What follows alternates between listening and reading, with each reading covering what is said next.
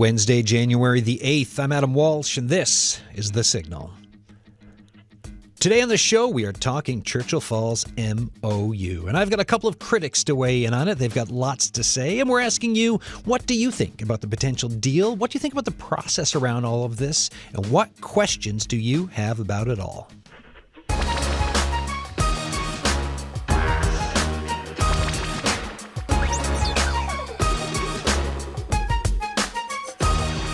Okay, folks, welcome to our second show that we're doing, full show on the Churchill Falls MOU. And whether it's a full show, I know this topic will come up in bits and bobs and other ones, but this one, the full 5-5, the potential deal, of course, that if inked is forecasted to inject more than $225 billion into revenue into the provincial treasury over the next 50 to 60 years.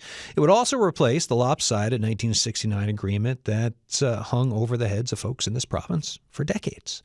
On the first show back last year, December 19th, we had NL Hydro President and CEO Jennifer Williams and Walter Parsons, Vice President, Transmission Interconnections and Business Development. So that show is available on the CBC Listen app. It's also up on YouTube if you didn't catch it, December 19th. Today, like I said, we've got critics, folks who followed the file, looked back at the original deal, lived through and looked at and talked about the Muskrat Falls debacle, and now are looking at the MOU. And they've got thoughts, and we'll get to those shortly. But to set things up, debate over the MOU is ongoing at a special session of the House of Assembly this week, and we've got some clips of what's been said. So we'll start with Premier Andrew Furey, then Opposition Leader Tony Wakeham, and then NL Hydro President and CEO Jennifer Williams. Take a listen. After more than 50 years of a lopsided agreement that has been such a contentious point for Newfoundland and Labrador, we will finally, in 2025, have a new framework for Churchill Falls and an agreement with Quebec.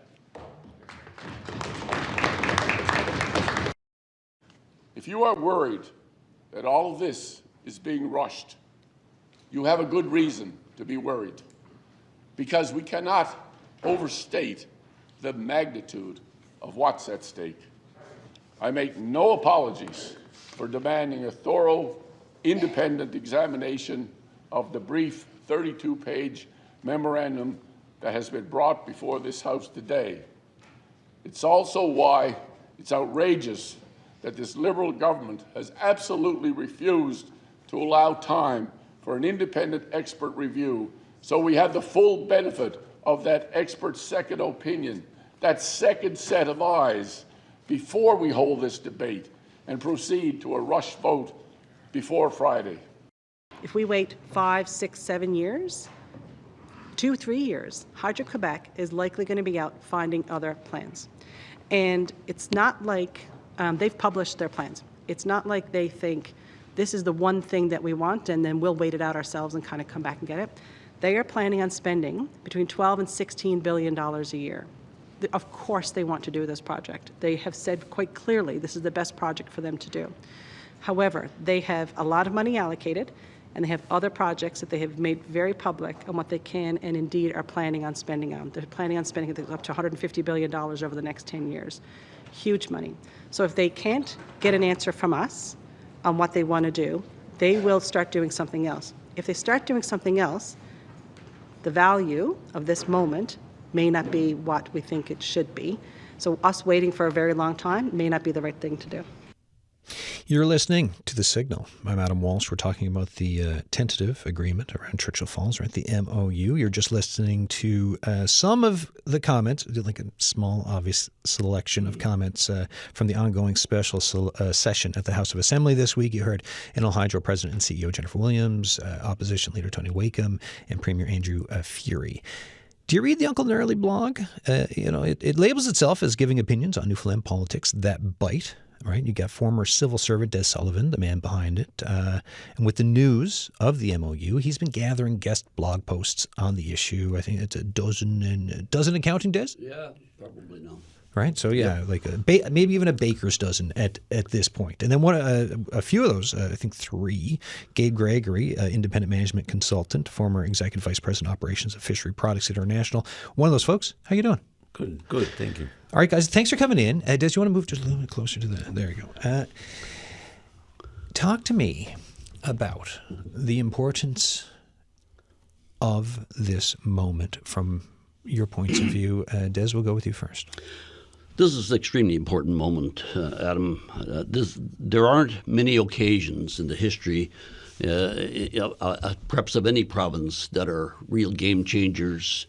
We've waited since 1969 and pondered over this deal and put up with a lot of abuse, during that time for having entered into such a bad deal, even though we weren't direct signatories to it. But because we have been robbed of any real recompense for our water resource, that we spent roughly, I think, $150 million back in 1974 and bought out the Brinko shares, and have gotten no return, but have probably spent with accumulated interest $600, $700, $800 million or more up to this point. So we have a huge, people think that Quebec built this, so somehow we're not involved. Well, we are. We put our money on the table late, granted, but we put it on the table hoping that we would get some kind of return from it, and didn't, and went through a long process. And I won't get into the deal right here, but went through a long process of being denied any kind of return on that important resource. And it is one of the greatest resources in the world in terms of hydroelectric activity. And we're a small province. We have a history of self-inflicted wounds. And I'm afraid that this is one more of them. Gabe Gregory. Yes, weighing in on that question, Adam, I would say that in my lifetime, we've never talked about tens and tens of billions of dollars. Here we have the Premier of Newfoundland and Labrador speaking, as you'd said, about, in excess of $200 billion. Mm-hmm. And we have the Premier of Quebec speaking in terms of $200 billion. I mean, the value of this resource is absolutely enormous. And I'm not exaggerating when I say enormous. It's a game-changing value for folks, right? No question about it. This resource can really change the future of Newfoundland and Labrador by itself. It's not oil and gas that's going to be here and gone tomorrow. We're talking about not 10 years or even 5 decades. We're talking about the future of the province of Newfoundland and Labrador, in my opinion. I look at my call sheet. There's already folks in the queue. So what I'm going to do, I'm going to put out the numbers, and if you're waiting on the line, I will be getting to you shortly. So folks, it's full call-in show today. We're talking about the Churchill Falls MOU, the process. What do you think about the potential deal? What do you think about the process around the deal? Because that's a massively important part of this discussion. And just in general, what questions do you have about it all? If you want to join this discussion, 709-722-7111, 1-800-563-8255. You can text us, 709-327-8206. Emails thesignal@cbc.ca. And my guests, who I just introduced, but I will introduce again, Des Sullivan, former civil servant and politics blogger with the Uncle Gnarly blog, and Gabe Gregory, independent management consultant and former executive vice president, operations of Fishery Products International Limited. Let's go to the phone lines. And so I'll be like doing some hokey pokey back from the phone lines to my guests and back and forth. Max Blake is on the line from Happy Valley Goose Bay. Hi, Max. Hello. Thoughts, questions when we get this new news, an MOU, lots to be talked about, lots to look at, a big process here. What's your point of view on this? Well, I made some talking points here. I think it's very unfair that we here in Happy Valley, who live on the bank of the river Churchill, and we're not given a chance to participate in the debate that is about our river. I'm 74 years old, and I've witnessed the negative impacts that these two previous developments had on us. The dynamics from the Churchill Falls construction caused erosion that washed away our family house out on Blake's Island in the river. The erosion also washed away hunting and harvesting places. The erosion made our once deep river very shallow. as the dynamics from the muskrat hydro development made our river even more shallow, destroying salmon habitat. Our river is now so shallow that we have a hard time getting in and out the river in speedboat. The flooding at Muskrat Falls left my grandpa's trapping house underwater. We have never been compensated nor benefited from any of these hydro projects here in Happy Valley. I do not support any more of these ruthless developments that only benefits the island of Newfoundland and its partners. What would have to be, because hydro and the provincial government have talked about, for example, the importance of having, and they've talked about the importance of having Indigenous groups as equal partners in this. They've they've talked about the importance to Labrador, what it can mean to business and profit for. I'm thinking Labrador West and a lot of what's going on there. What more? So, what would you like to see? What would it take in order to either get you on board or to be more acceptable or accepting, or is that impossible in this case for what you're saying with what's going on? Well, they owe us. So, like I said, even our house was washed away on the island where we lived. Yeah, so and we never even acknowledged that. Well, right now, like I said, our river is so shallow we can hardly get in and out the river in the speedboat. Mm-hmm. One time our river was so deep that we have an island down here, and the river is called Man of War Island.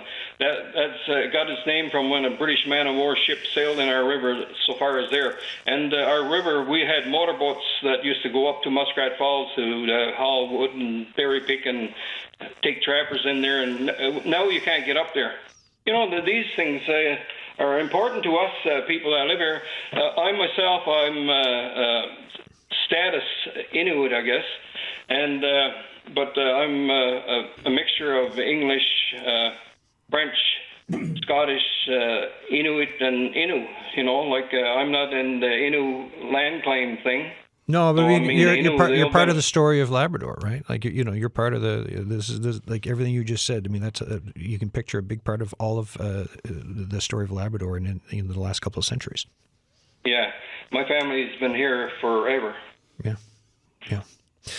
Max, any other thoughts before I let you go on this? Raising the environmental concerns, the damage to property, the after effects of the river, all, really important points for this conversation. Anything else?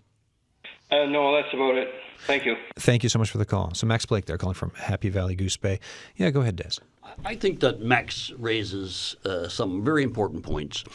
But one that is not raised is that when you consider the amount of money spent at Muskrat, and you look at the port of Goose Bay today, and it is much as it was 50 years ago.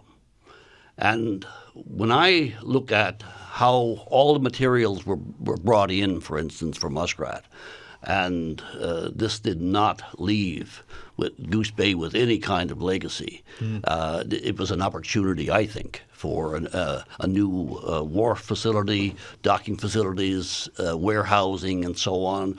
Muskrat ought to have been the start of some kind of incubation for Goose Bay, for Happy Valley Goose Bay area.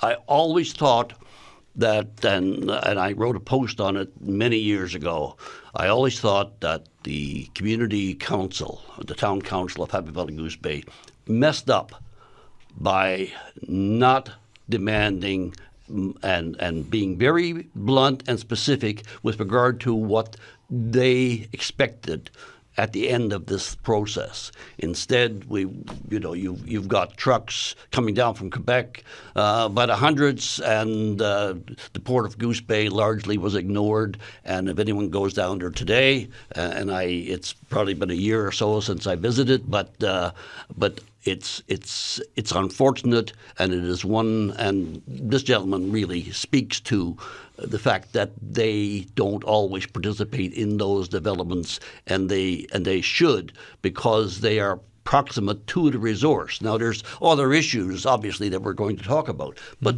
I think the gentleman raises an important point. Yeah, and when you're living with it, next to it, around it, when it's your family history on all the different sides of your family, it takes there's what we can talk about here on the island out of St. John's, but when you're there and living it, completely different feeling altogether. Well, there's a levering up process, isn't it? When you bring a major project into an area, you'd like to think that if you can lever it up to something occurring that might go on for years, that should be a major preoccupation. I always thought that the NALCOR made a major faux pas in not defining what it might leave Happy Valley Goose Bay area beyond the project itself. Gabe, any thoughts from you on this? Well, I can pick up on what Des is saying and what Max is saying. In this particular MOU, what's relevant here is, we're talking about $35 billion worth of new investment. In his backyard, $25 billion was just upriver from Muskrat Falls. So, that same scale of development, even greater than what happened at Muskrat Falls, is about to happen again. And this project has already been through environmental assessment at Gull Island. So, the proponents here are banking on no further review in regard to the development of Gull Island. And, Max's points need to be listened to by, those that are in power and those at Hydro. He is raising, real concerns from a community point of view. What is the benefit going to come from $25 billion worth of investment at Gull Island, for example? Yeah, because an interesting point, you'll hear oftentimes from the island side of the province, right? That it was like our water, our resource. And if you're in an Indigenous community in Labrador, if you're in and around Happy Valley Goose Bay with the history, like what Max Blake said, that word, again, hits a lot differently when you're talking about it. And then if you look at it, for Max's point of a family home is lost or not, you can't, the river's lower, and just that thought process around. I want to go to the phones again. And folks, today we're talking about the Churchill Falls MOU. If you've got thoughts on the process, questions around the tentative deal, what it can mean, what you're still looking to find out, get in touch with us. The lines are open, 709-722-7111, 1-800-563-8255. Emails thesignal@cbc.ca. And the text line is open too, 709-327-8206. We've got Jeremiah on the line from St. John's. Hello. Hi, how are you? Good, good. How you doing? Any thoughts on the MOU? Absolutely, yes. I do have an opinion, and it's only an opinion. I'd like to welcome the two guests here and see their views, air their views. So, just to touch base regarding the Upper Churchill, this is, of course, an opinion. Being over on the hill and listening to the vagaries, the twisted facts, the 50-plus years going forward, it appears to be a lot of speculation of if the province of Quebec does this or that. That is contingent on Quebec decision-making process. As I said, it's my opinion simply because even the Hydro panel have admitted the complexity of this document, and they're the actual ones that worked and forged this document.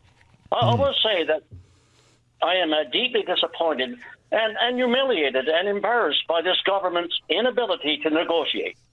We have, in essence, in my view, surrendered and capitulated to the powers of Quebec.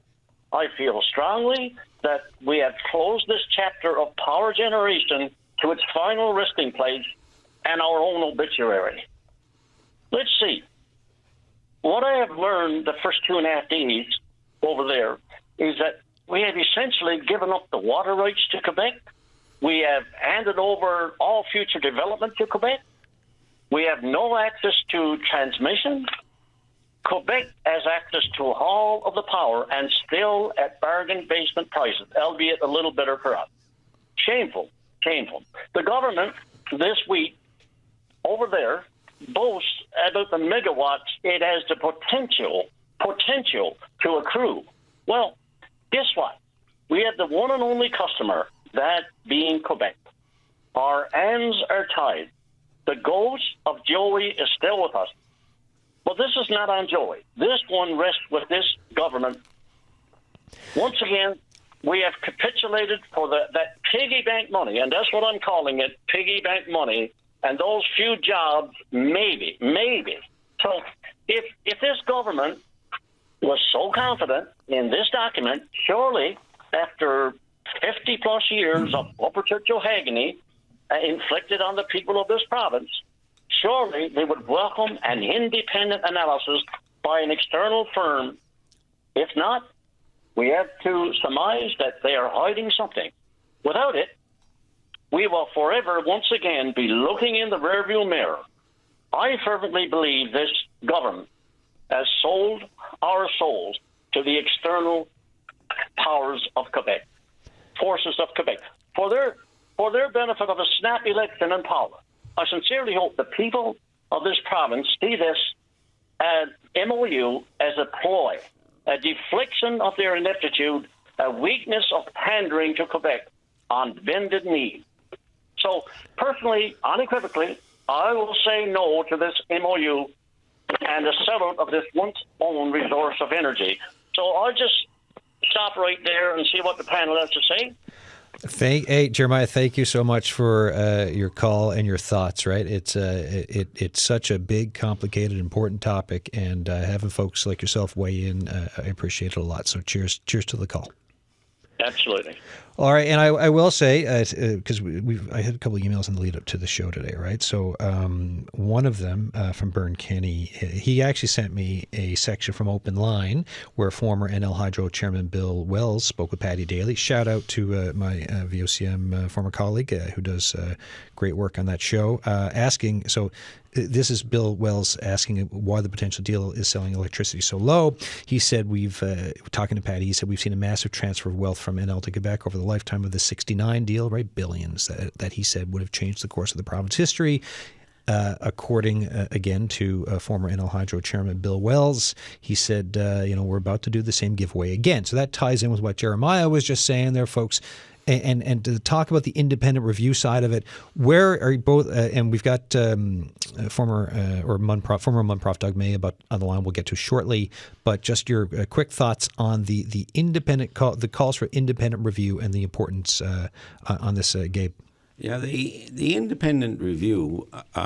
If we have learned nothing from, the challenge that the province faces in regard to the development of Muskrat Falls. And I don't want to dwell on Muskrat Falls. That's behind us. But the challenge is there financially for us now. The time to do something about that is past. Now we're dealing with the consequence. But, there was a very thorough review and lessons learned, and it was a public process. And that was the commission by Judge LeBlanc. Very well conducted. And Judge LeBlanc came to some very good conclusions, I think, and gave, our people, everybody, the advice on how to deal with matters like we have before us now. I mean, this is an enormous, as I said, undertaking. $35 billion. Most of that investment is coming from the people of Newfoundland and Labrador. It's not coming from Quebec. We're the ones who are putting up the value and the debt to finance all of this expansion. The majority of that $35 billion worth of new construction is going to add $22, $23 billion to the debt of Newfoundland Hydro. So, I mean, how can we undertake to take that kind of initiative and not follow the advice we were given?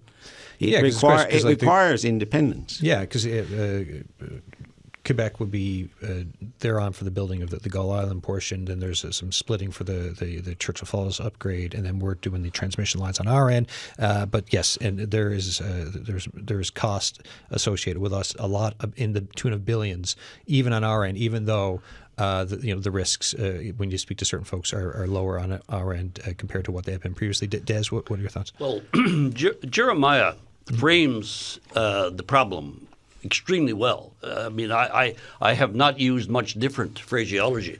No, I know. Wrong. It was similar stuff from previous chats. Yes. No question about it. Yeah. I mean, I think he used the word capitulation. It is.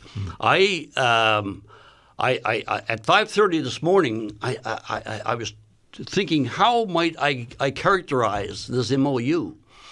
And I don't like bringing politics into this or personalities, but I have because I think it is such a bad deal for Newfoundland. that I'm calling it Fury's surrender. And the phraseology is important because you have to remember that since 1969, Newfoundland has had several occasions where it's tried to redress on the Upper Churchill contract. There have been actually, in a paper that Rolly Martin posted on my blog just yesterday, there's reference to 6 occasions where we've tried to redress. And all but one were, and then I'm referring to the one where Premier Williams, or former or then opposition leader Williams, scuttled the Grimes deal. The other 5 were scuttled by the Quebec government. So there's a long history here, and it is not just those occasions. You can actually go back far earlier and look at the attempts by Newfoundland for water rights reversion, on the recall issues. I can, in the context of muskrat, they were obstinate with regard to water management and took it to court. And they won, of course, in both instances, including on appeal. But they have stymied every opportunity for some type of redress, knowing that this had to be one of the most egregious deals in Canadian, if not North American history. And were oblivious to it, were content that we were getting a pittance for this world-class resource. And somehow we now have the opportunity to find redress ourselves just by dint of 55 years having passed. And we're not prepared to take it. We're giving it up. The leverage that we have received from waiting for 55 years and being rejected by Quebec for 55 years, we're squandering it on a very, very highly questionable deal. And I mean, loads of questions around the deal, but I will say people do change over time, right? So the folks who denied this in the past, the folks who wrote the '69 deal, like these are different people now, right? Like it's a different premier, it's a different head of Quebec Hydro. Even is it not possible for some folks to change within systems so that deals can be struck, different avenues be explored? Because it's not been the same person over the years, is my point. You'd like to think so, but we have an MOU here, and we have to deal with it.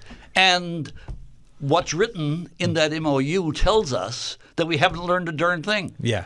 That's the real problem, right? That's the real problem. Because, and I just make one other quick point. Yeah, quickly for both of you because I got to get to Doug May. The key here is that we're talking about an MOU that is an artificially constructed thing. Why? Because Quebec continues to refuse transmission through Quebec, so that we are being denied the opportunity of assessing revenues based upon market value now, 2041 and going forward. So we have this artificially constructed deal that denies the market the real place where you got the real value. And somehow we're supposed to be assessing the value of this MOU. And I'm saying, let's go outside the framework of this MOU. There are bigger issues here. Yeah. Imagine if it was a pipeline. For me, I don't think we can blame Quebec for this one. You're counting on what happened in the past. This is really our doing now. Okay. The MOU giveaway today is our giveaway. And it is a giveaway.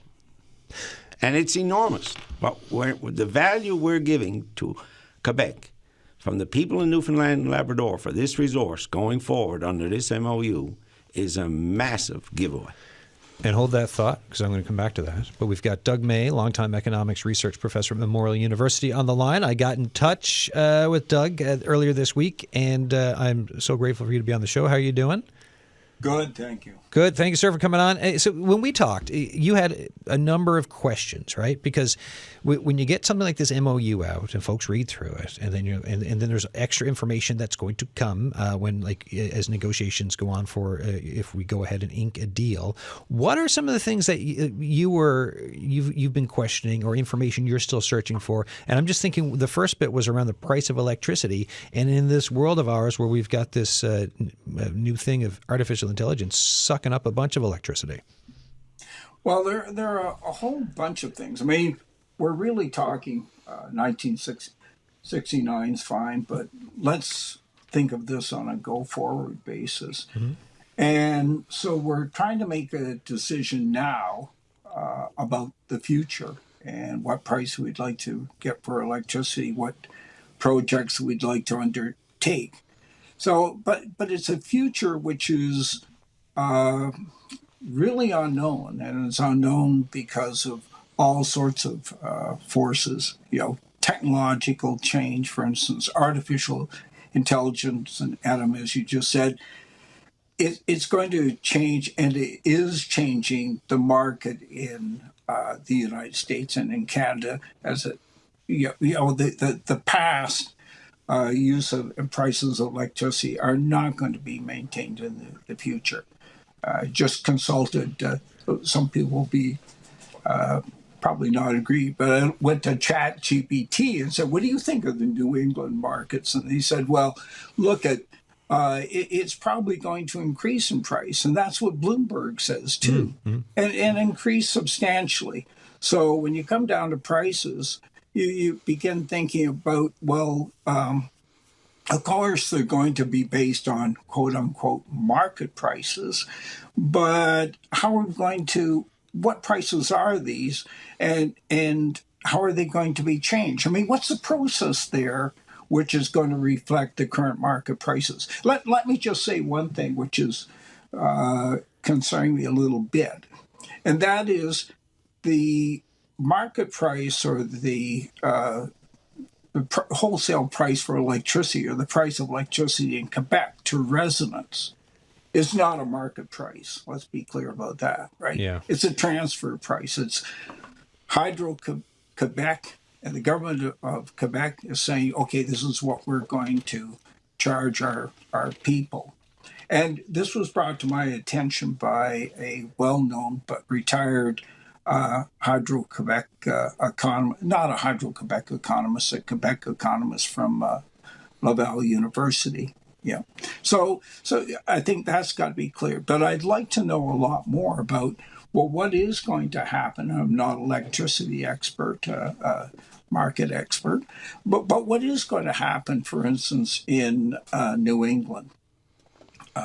That sort of thing. The other thing is there are political changes afoot. And what does that mean when you've got people like Donald Trump out there? Is he suddenly going to say, for instance, we won't need Canadian energy or electricity? Are we going to become self-sufficient and rely on nuclear power, for example?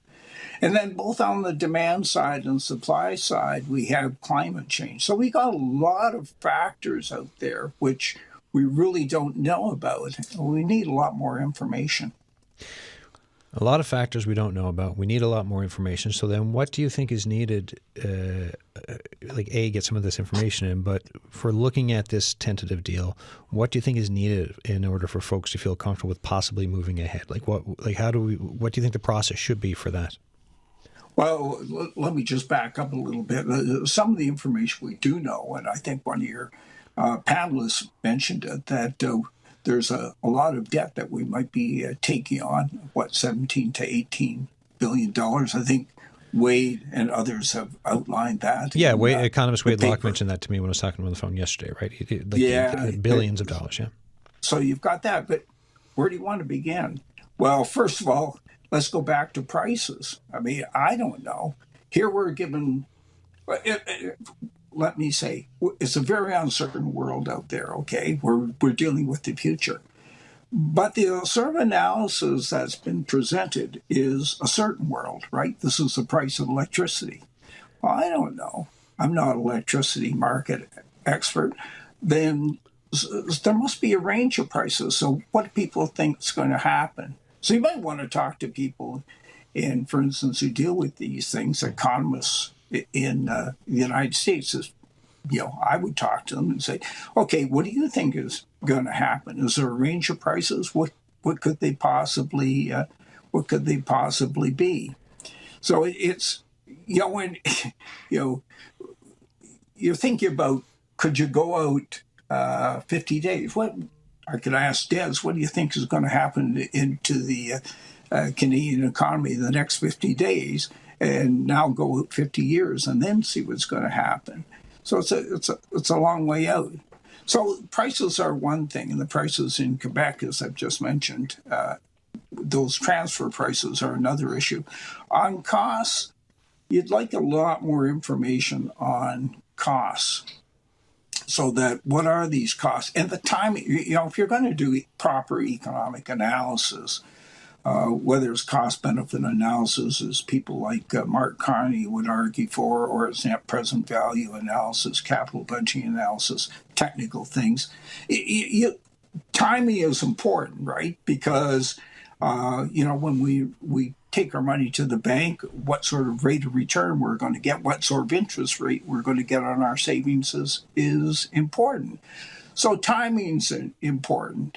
And we don't know any of that timing. We're given total amounts. So there's not enough information there it's insufficient information from an economist, from a professional point of view, to properly evaluate probably any of these new proposals, right? And I think Wade Locke again points that out, and he's quite correct in this.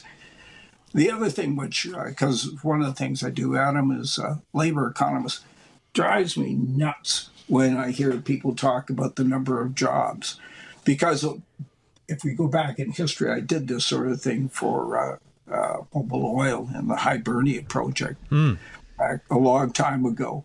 And so the jobs we are talking about, how long do they last? What occupations? So we're going to have so many person years of employment. Yeah. Well, you could say, well, what if that only lasts for a couple of weeks? Then what? What are we going to do? So from a labor economics point of view, or labor market economics point of view, this is jobs. Jobs is sort of like person years of employment should satisfy people. And I think also the Newfoundland economy, jobs were really important in the past, but the present is not quite the past. So we're in a position to bargain hard. We've got a better bargaining position, in my opinion, now than before, than we have in the past, right? And I think we've got a better bargaining position now, period, than we have been any time in the past, because of the situation, for instance, Quebec Hydro is in. Doug May, I'm going to put everything you said to my guests here, and I appreciate your questions and some of the analysis here on this. Thanks for taking time to come on the show. Thank you. All right, Doug May, they're a longtime economics research professor at Memorial University. So bringing up a lot of great points. And folks, I will say this is the signal. I'm Adam Walsh. We're talking about the Churchill Falls MOU. We're and the lines are open, 709-722-7111, 1-800-563-8255. We're asking, what do you think about what you've heard from the MOU, about the MOU so far? I mean, it's really complicated, but also there's the process. What do you think about that? Any thoughts about all of it? Des Sullivan is one of my guests, former civil servant and politics blogger with his Uncle Gnarly blog, and Gabe Gregory, independent management consultant. Des, anything jumping out at you there? Well, there's lots. Doug raises one very important point, and I would make reference to the issue of labor. In terms of from a cost standpoint, because you're absolutely right. We talk a lot about jobs. They come and go, and then we're saddled with whatever costs arise thereafter, and we have 50 years to deal with them, or perhaps longer in the case of as in the case of Muskrat. But in that context, we started out at so-called DG2 at 15 million hours, man hours, person hours. That was estimated around 2010 or 11. By DG3, we got up to 20 million hours. And what did we end up with? 50 million hours. Okay? Now, I know that says a whole lot of things in terms of how badly underestimated the costs were, which is another story. But in terms of gall, right, and you're looking at how these things can really seriously get out of hand, it's absolutely crazy, I think, for us to look at Gull Island, the development of Gull Island, in a serious way in terms of long-term economic rent to the province. This is a deal that should purely be assessed on the merits of Upper Churchill renewal. Yeah. And the first question in that context that should be asked is, why, after 55 years, are we still being denied open access for transmission through Quebec in order to take this thing and put it on some market basis? Here we are where we have two problems. Quebec is forcing us again into taking a return that is substantially lower than the broader market is willing to bear. There are other customers than Hydro-Quebec willing to pay for our power. Secondly, they depress that price and want us to accept it. But they also have, right, they're buyers and sellers of the power. They also have a 33% ownership. So they win on that level too. And I have no problem. They are legitimate shareholders in CFLCO. But look, you're welcome to your 33%. For my money, you're not welcome to a huge discount, which some people have estimated to be in excess of 50% relative to market. You're not welcome to a 50% discount on power too. So, and I'm going to move to Gabe, and then we've got a caller I want to get to. Dick Whitaker's on the line, but from NL Hydro, from the provincial government, they'll be like, well, They don't have to open the deal early. This is billions we're going to be getting. The money retroactive once it's inked can start now, not wait until 2041, and that means something in a province that has the debt from us, the massive debt, partly from Muskrat Falls. Like that's not convincing you. Oh no! Of course, the fact is on a net basis, what we're getting from this deal on a net basis won't even cover the rate mitigation that we're putting into Muskrat Falls. Right. So if people think that this is a big win for us on a cash basis, and that we are going to somehow believe the Minister of Finance saying this is going to solve all our problems, I'm sorry. This is not happening. This will not cover, not even come close to covering the rate mitigation deficit that is robbing and will rob people of hundreds of millions of dollars annually from here for the next 50 years. Gabe. Well, on Doug's points, I mean, he raises so many points, but on the big picture, the MOU ties in the existing Churchill Falls power for 51 years. Yeah. So, I mean, we just gone through the existing contract. We're still living with the consequence of the existing contract when it comes to time and what's going to change in the economy in regard to the demand for power. I think he makes very good points that the demand for power and the price of power, if we make progress with electrification, which the world recognizes we have a huge problem, it's already happening.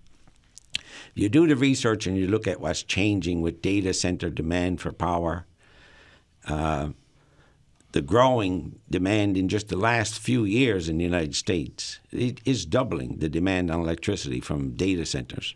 Yeah. Absolutely. And this is not, this is public information. Quebec is acknowledging that, the electrification that's taking place in their province with people going to EVs, they're going to have to double the size of their system. So when you have that kind of demand happening, there's the very likelihood that the real price of electricity is not going to be low. like it has been for many decades. But what we're doing in this MOU is we're fixing, I'm going to use the word fixing because that's what it is. We're fixing the value of the power we're going to sell to Hydro-Quebec for the next 51 years at $33.8 billion in present value. So we're not going to capture that change in the market that Doug is referring to. Even though the folks with Hydro will say there are what they call off ramps, like later on in the deal, there's parcels of energy we will get back, and then to do more market value stuff with like that. That's not enough for you. No, they're a very small part of this. Yeah. I mean, what we're doing is right now, Hydro-Quebec is getting like 30. I hate to get into numbers, but it's like 30. Let's not go too far into numbers, but sure. But just in general, they're getting most all the power from Churchill Falls now today. And we're going to recapture some of it. And yes, we're going to profit from it, the part we recapture. But over the 50 years, I've looked at the numbers, we're going to continue over 50 years, we're going to get Hydro-Quebec's going to get 80% of the existing power. So still an enormous amount of power that we're going to sell at a fixed value. And we can't realize the potential of what Doug is referring to. Just like we couldn't realize it and we're in the past and we're living with it today. Yes. So why would we do this again? No, so go ahead, Des. In the same context, I'll just add to that point, Gabe, the off-ramps allow Newfoundland to take a certain amount of power. Yeah, so we're Newfoundland and Labrador taking power back. But if we don't use it, we're selling it back to Hydro-Quebec. Yeah. It's not.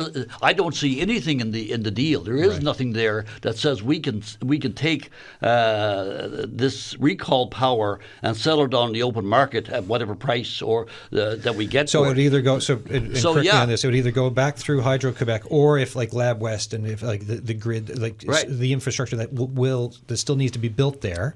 If there was use for it there, sure.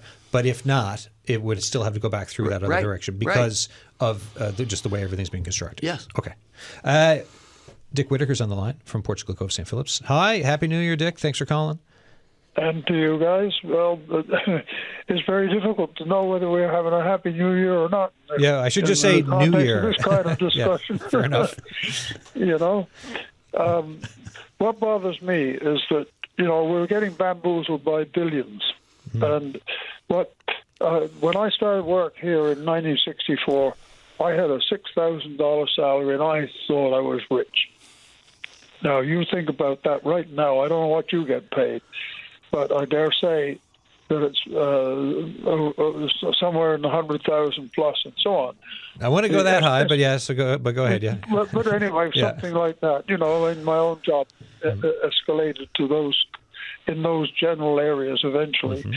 But here we are only 60-odd years later, and the inflation on those bases has been somewhere over 1,000%.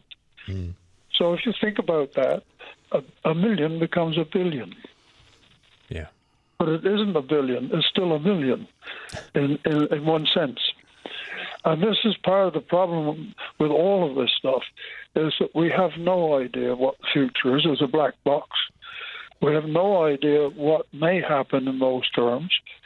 And what I'm concerned about is whether, and I don't see that we do have, adequate escalator clauses at a rate into the whole thing so that you can renegotiate fairly regularly on prices related to the market, as this discussion is going anyway, as I understand it today, amongst yourselves.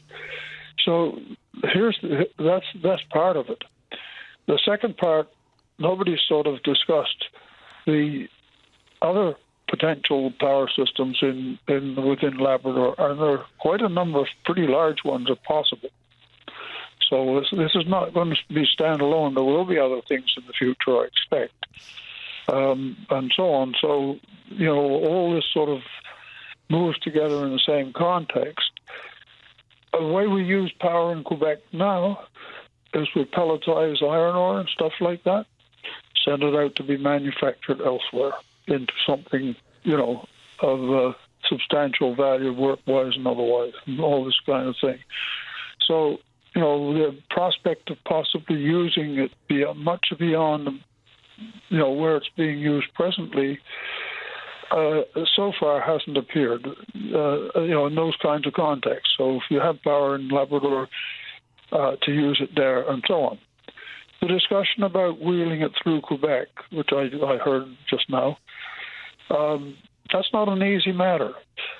This is still within the power of the provinces. It is not a national energy program that you must be allowed to move power wherever you like, and unless it becomes a federal program, it will stay the same. We can't change that. Only Quebec can change that by a bilateral deal with us, which is highly unlikely.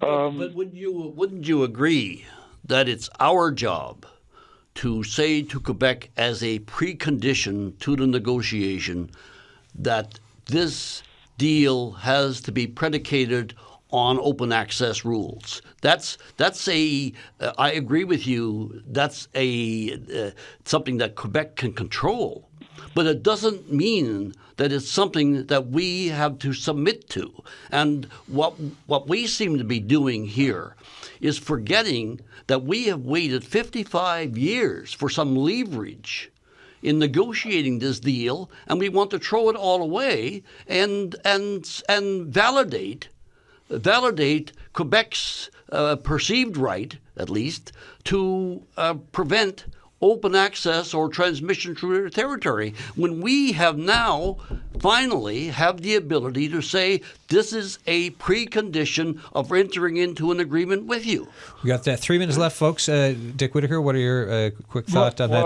A rebut to that, if you have one, or an agreement, whichever. I don't have an easy one, but I know what I'd do if I were Quebec. Yeah. I would charge a rental rate through it, which would cover us up anyway. So, I'm not Quebec, but you know what I mean. Yeah. And that sort of thing. You've got to think like them and why they would, and so on. So, and we can't sit like here like a dog with a bone in a corner forever. We've sat like that for a long while now. Well, not exactly, but you'll get the idea. So we need to get a deal of some sort. We do need to take more time. I agree with that entirely. But how long should we wear it out before it becomes, just untenable anyway? So I just would like to see much, much clearer things on escalator clauses, on, related to inflation and also related to demand, as was pointed out all over the place. And that's the kind of deal we need, not just a sort of semi-fixed rates, which it seems to be at the moment. And maybe I'm not reading it right, Great. Anyway, I'd better hang up and let you have a go at it. Thanks, Dick. Dick Whitaker, folks, Portugal Cove, St. Phillips. Thanks as always for your call. A couple little notes there. One person just sent us one. What's the rush on this? Why not offer an independent review? Another person mentioned about electricity rates, wondering about for ratepayers on the island and if there would be any impact. And my understanding around that is no, right? Like this is the impact for Newfoundland and Labrador. It's monetary. There's a separate electricity discussion for Labrador West and the infrastructure that could be built there. Guys, 15, 20 seconds left. Each final thoughts on this? Go ahead, Gabe. Well, on the final thoughts, I just say that, this is not about waiting till 2041. Yeah. I think that's a myth.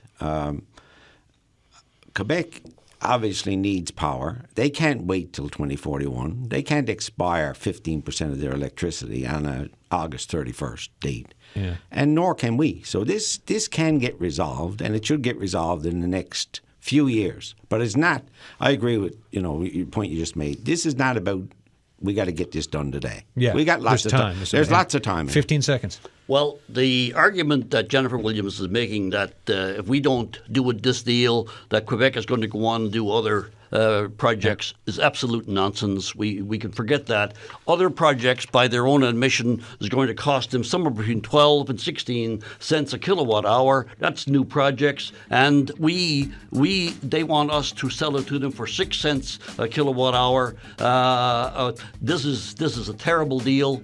We are surrendering to Quebec again, and we are not getting the benefit of our 55 years of zero return on this project. Des Sullivan, Gabe Gregory, thank you so much. We're done, folks. See you tomorrow. Thanks for listening.